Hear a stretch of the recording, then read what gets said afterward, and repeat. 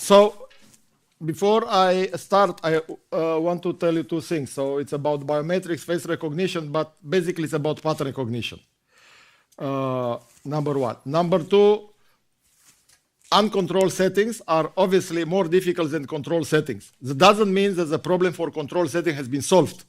But because there is interest in uncontrolled, then obviously people are going to try to address more difficult problems. But don't think that the control has been solved, and maybe I'll even show as I go through.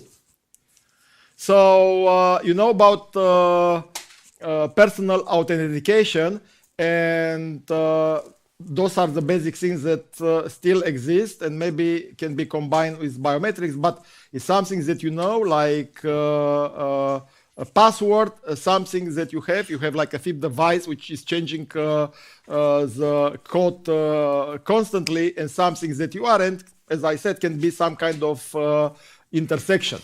So biometrics have to do also with medical, like Anna was talking earlier today. It's not only about appearance, but also behavior, cognitive, physiological state. All of those are biometrics and can identify you, not only who you are, but what kind of person you are in terms of health and other things.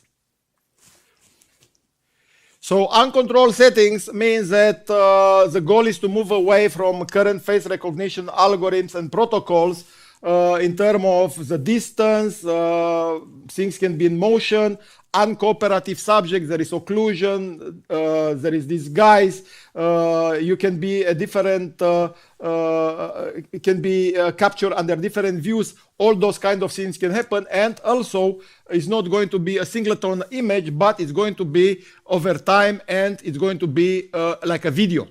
Okay, so this what is triggering this interest. So we have here some basic terminology. So I think that it's important that everyone is on the same page. Recognition, it's also part of categorization, authentication. There are identical terms, and authentication on its own can include recognition, but it's basically verification. Even identification is done by repeated verification. Okay, and can be surveillance, watch list, you name it. Categorization has different layers, can be you detect somebody actually in real life like a pedestrian, then there is a face in a crowd like Anna showed you earlier. Stratification or binning, you can say something about the person, gender, ethnicity, age, and this can index and bin the gallery, maybe makes things easier. Then you have also soft biometrics, and you can